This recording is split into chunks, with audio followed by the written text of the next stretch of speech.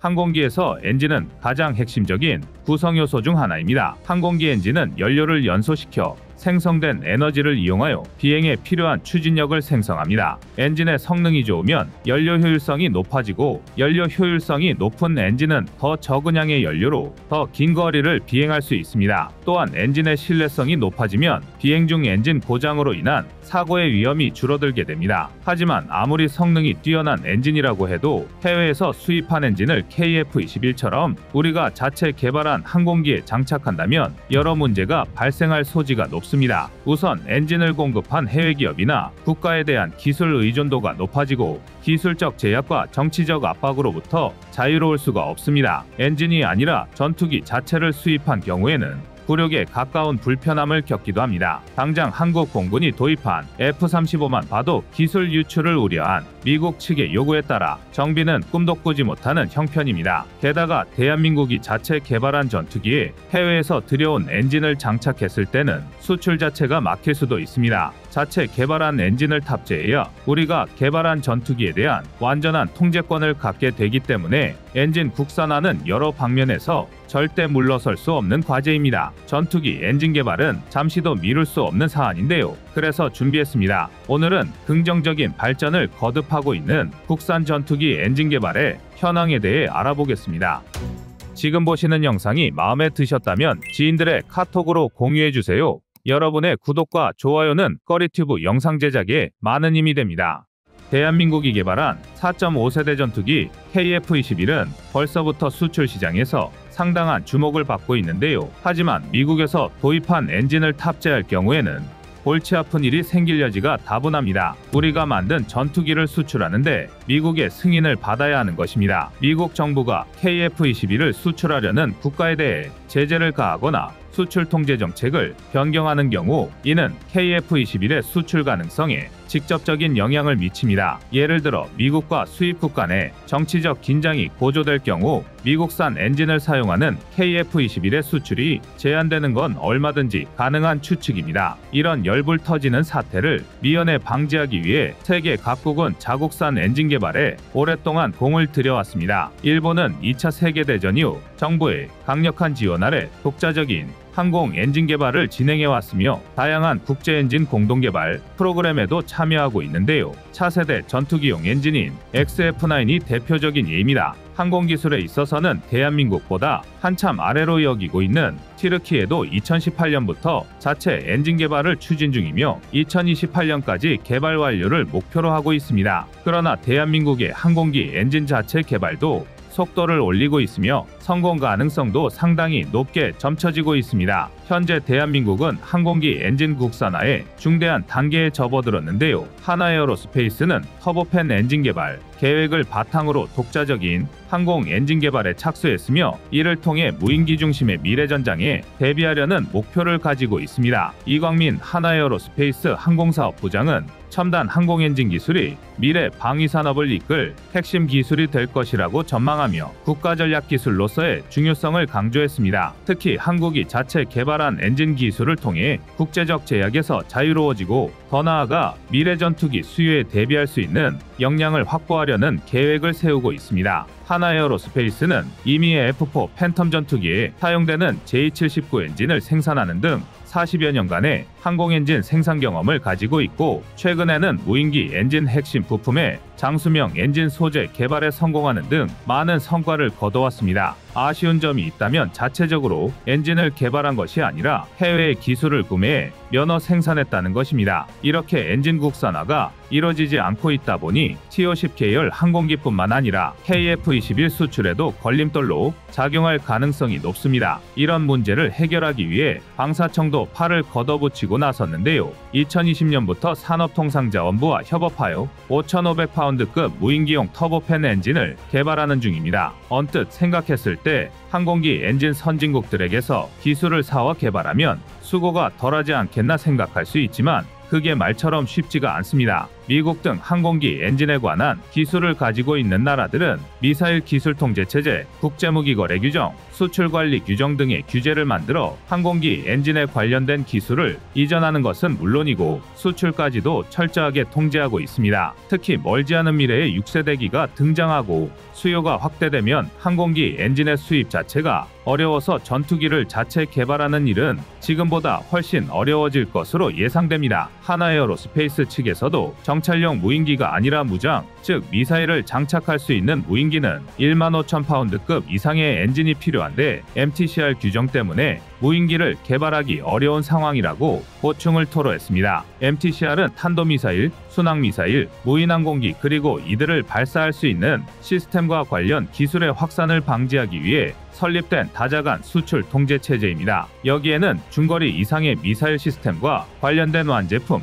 주요 부품, 미사일 개발에 사용될 수 있는 재료, 소프트웨어, 기타 기술 등도 포함됩니다. 그렇다면 결론은 엔진을 자체 개발해야 한다는 것으로 귀결됩니다. 더군다나 북한도 무인기 엔진에 관련해서는 어느 정도의 기술을 보유한 것으로 파악되어 자칫하면 대한민국의 무인기 전력이 북한에게 밀릴 수도 있다는 우려가 높아지고 있습니다. 북한의 무인항공기 세별사와 세별구는 미국의 RQ-4 글로벌 호크, MQ-9 리퍼와 매우 유사한 크기와 외형을 가지고 있어 주목을 받고 있습니다. 특히 세별구형은 무장까지 장착한 것으로 알려져 있는데요. 이는 리퍼와 동급인 약 900마력에 가까운 엔진을 구하는 데 성공했다는 의미입니다. 전문가들은 북한이 러시아산 TVD-10B 엔진을 활용했거나 뉴질랜드산 팩P750 비행기에 PT-6A 엔진을 밀수하여 사용했을 가능성을 제기하고 있습니다. 세별사형 무인기는 40m 날개폭을 가지고 있는데요. 이 정도의 대형 몸체를 가지려면 롤스로이스 A3007급의 7,000파운드 추력 터보팬 엔진과 유사한 엔진이 필요합니다. 북한이 이러한 대형 무인기용 엔진을 어떻게 확보했는지는 명확하지 않지만 전문가들은 북한 공군이 보유한 체코제 L-39 훈련기의 이브첸코 AI-25 엔진을 사용했을 것으로 보고 있습니다. 북한은 실제로 항공기용 엔진을 제작할 수 있는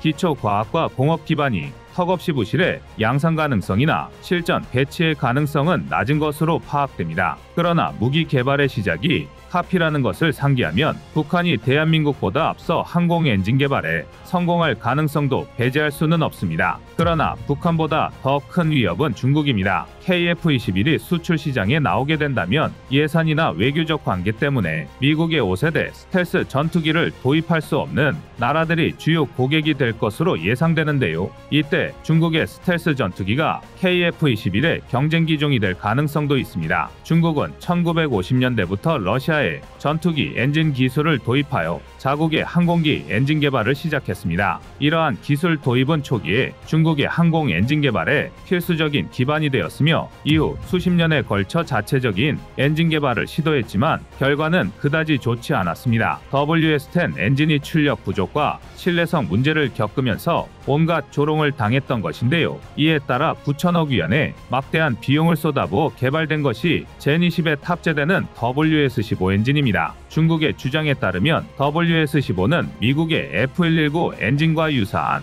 성능을 지니고 있다고 하지만 WS-15의 세부 사항이나 실제 성능 데이터에 대한 구체적인 정보는 공개되지 않았고 WS-15의 내구성이 형편없는 수준이라 미국 엔진에 비해 수명이 절반에도 미치지 못하는 걸로 알려져 있습니다. 그렇다고 중국의 이런 실패를 마냥 우습게 여길 것도 아닌 게 항공기 엔진 개발이 그만큼 어렵기 때문입니다. 항공기 엔진의 개발 난이도는 모든 엔진 중에서도 가장 높은 것으로 알려져 있습니다. 이는 항공기 엔진이 단순히 항공기를 하늘로 띄우는 것을 넘어서 수톤에 달하는 기체를 음속을 초과하는 속도로 비행할 수 있게 하는데 필요한 고도의 기술력을 요구하기 때문입니다. 거기다 엔진의 소재를 개발하는 것부터가 난관인데요. 항공 엔진이 내뿜는 고온 1500도 이상을 견딜 수 있는 소재 기술 개발이 선행되어야 합니다. 엄청난 고온에서도 안정적으로 작동할 수 있는 엔진을 개발하기 위해서는 고급 소재 기술과 첨단 제조 기술이 필수적이며 이는 상당한 연구개발 비용과 시간을 필요로 합니다. 또한 항공기 엔진은 수천에서 수만 시간 동안 안정적으로 작동할 수 있는 내구성을 갖춰야 합니다. 이를 위해 엄격한 가망인증 절차를 거쳐야 하며 비행에 적합한지를 검증하는 180개 항목 이상을 통과해야 합니다. 이 과정은 매우 까다롭고 자동차 엔진이나 로켓 엔진과는 차원이 다른 복잡성과 정밀성을 요구합니다. 항공기 엔진 개발의 어려움은 기술적인 면에만 국한된 것이 아닙니다. 기술을 보유한 선진국들은 자신들의 우위를 유지하기 위해 핵심 기술의 이전을 극도로 제한합니다. 2차 세계대전 승전국과 그에 버금가는 기술력을 가진 몇몇 국가들만이 항공 엔진 기술을 보유하고 있으며 특히 민항기용 엔진 시장은 제너럴 일렉트릭, P&W, 롤스로이스 등 소수의 기업이 장악하고 있어 후발주자에게는 매우 높은 진입 장벽이 존재합니다. 한 가지 희망적인 사실은 대한민국의 항공기 엔진 정비 기술이 세계적인 수준이라는 것입니다. 엔진 정비 기술의 수준이 높다는 것은 엔진에 대한 이해도가 높다는 이야기도 됩니다. 국내에서는 대한항공이 엔진 정비 분야에서 두각을 나타내고 있는데요. 대한항공은 1976년부터 보잉 707 항공기 엔진 정비를 시작으로 현재까지 4,523대 이상의 정비 기록을 세우며 엔진 정비 분야에서 선도적인 역할을 해왔습니다. 또한 인천 영종도에 아시아 최대 규모의 엔진 정비 클러스터를 구축하겠다는 계획을 발표하며 엔진 정비 역량을 더욱 강화하겠다고 선언했습니다. 하나에어로스페이스와 대한항공 등 국내 기업들의 엔진 기술 수준이 높은 편이고 정부 차원에서도 많은 지원과 연구개발이 이루어지고 있는 만큼 2030년대 중반쯤에는 대한민국이 자체 개발한 항공기 엔진이 등장할 것이라는 낙관적인 전망이 지배적입니다. 6세대 전투기의 등장과 미래전장의 변화에 대응하기 위해 항공기 엔진 자체 개발은 국방력 강화뿐만 아니라 방위산업의 경쟁력을 확보하는 데에도 중요합니다. 이를 통해 미래전장의 요구사항을 충족시키는 독자적인 전투기 및 무인기를 개발하고 국제방위산업 시장에서도 자립적인 위치를 확보할 수 있을 것입니다. 여러분의 구독과 좋아요가 꺼리튜브 운영에 많은 힘이 됩니다.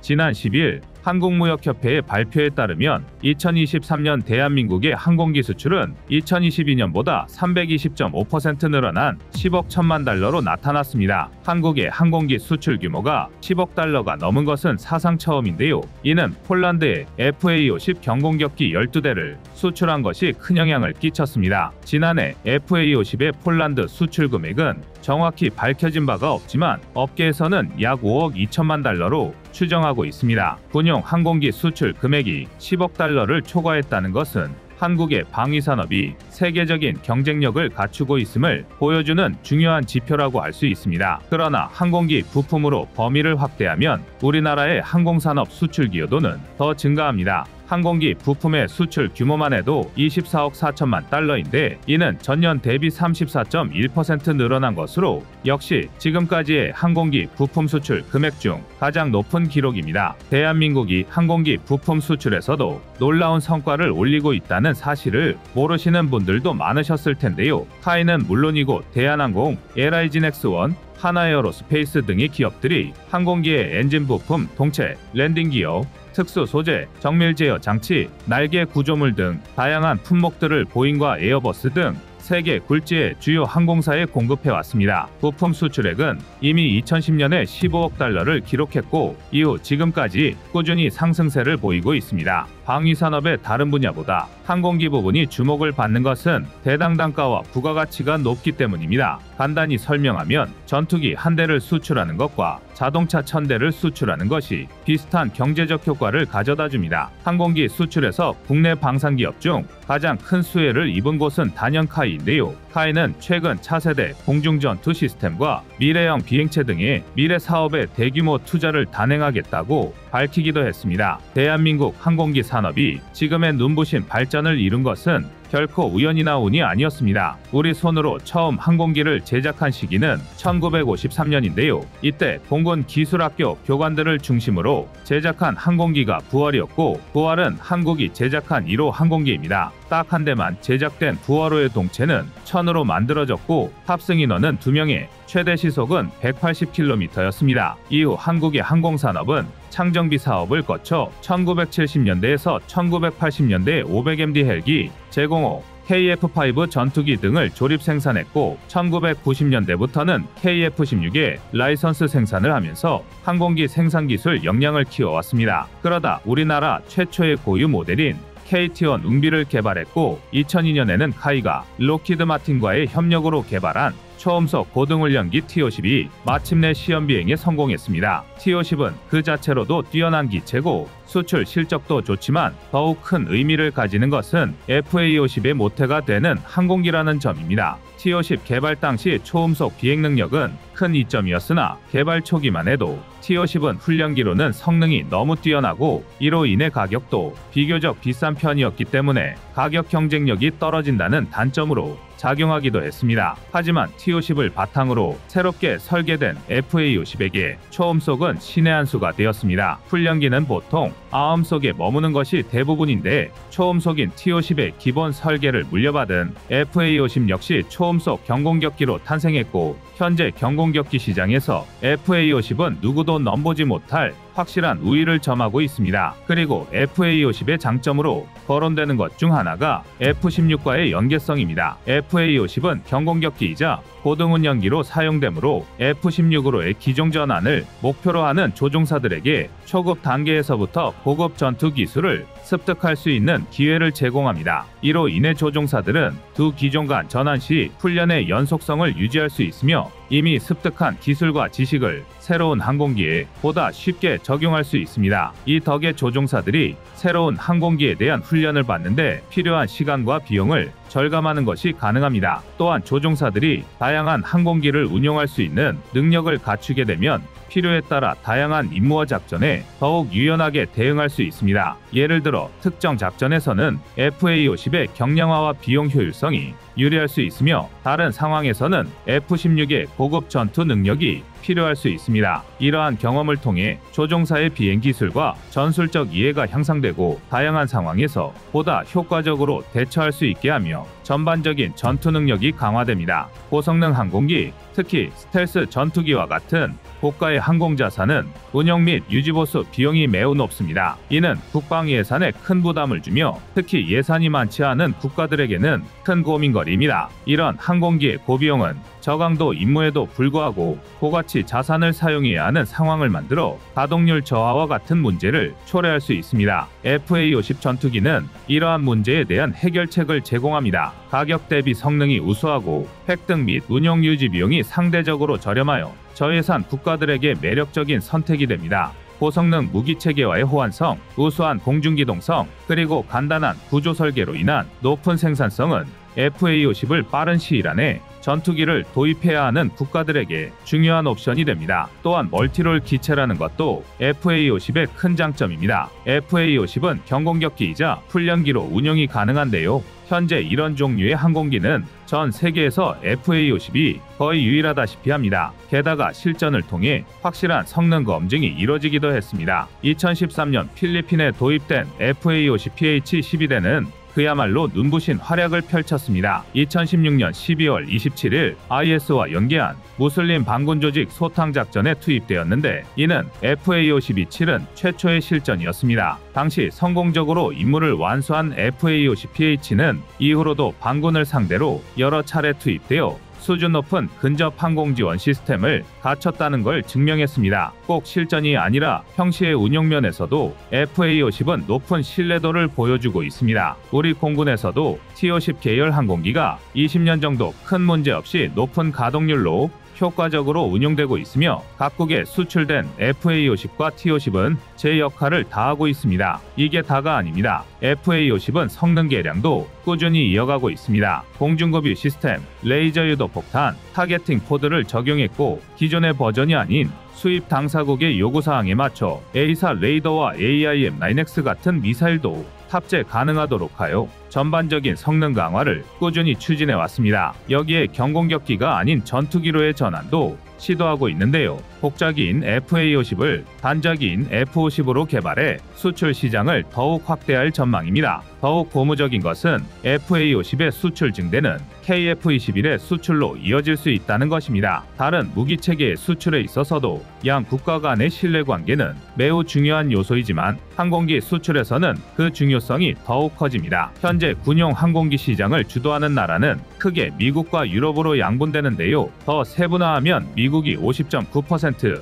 러시아가 18.8%, 프랑스가 12.7%로 이 세 개국이 세계 군용 항공기 시장의 82.5%를 차지하고 있습니다. 오랫동안 이 구도가 깨지지 않고 유지된 것은 기술적 완성도가 뛰어나고 성능에서 검증받았기 때문이기도 하지만 한번 신뢰가 쌓이면 웬만해서는 깨지지 않고 거래가 이어지는 경우가 대부분이기 때문입니다. 천문학적인 예산이 들어가는 군용항공기 도입을 할 때 쉽사리 모험을 하지 않고 안정적인 공급처를 찾는 것은 어쩌면 당연한 일일 것입니다. 이는 다시 말해 대한민국이 성공적으로 이 시장에 안착해 신뢰관계를 맺으면 이후부터는 탄탄대로가 열린다는 것입니다. 그래서 FA50의 선전이 더욱 값지고 의미 있는 것인데요. FA50이 뿌린 씨앗은 KF21로 꽃을 피울 가능성이 높습니다. 그도 그럴 것이 KF21의 시제기가 공개되고 성공적인 시험 비행을 이어나갈 때 주요 수출국으로 거론되던 나라는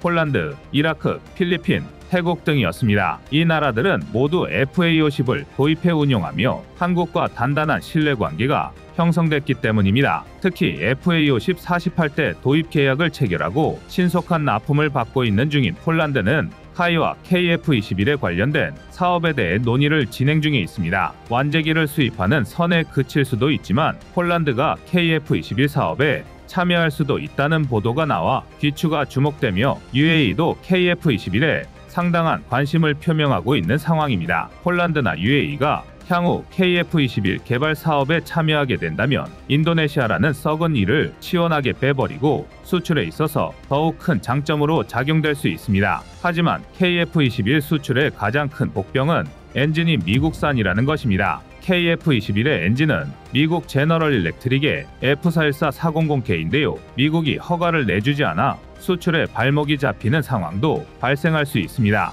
그러나 한국에서도 하나에어로스페이스 등이 국산 엔진을 개발하기 시작했기에 멀지 않은 미래에 엔진 문제도 해결될 것으로 기대됩니다. 1953년 동체를 천으로 만들었던 부하로부터 KF21까지 대한민국의 항공기 산업은 부침 속에서도 발전을 이룩했는데요. 국산 엔진도 개발이 완료되어 완전한 항공기술 독립을 하길 기원하겠습니다. 이상 꺼리튜브였습니다.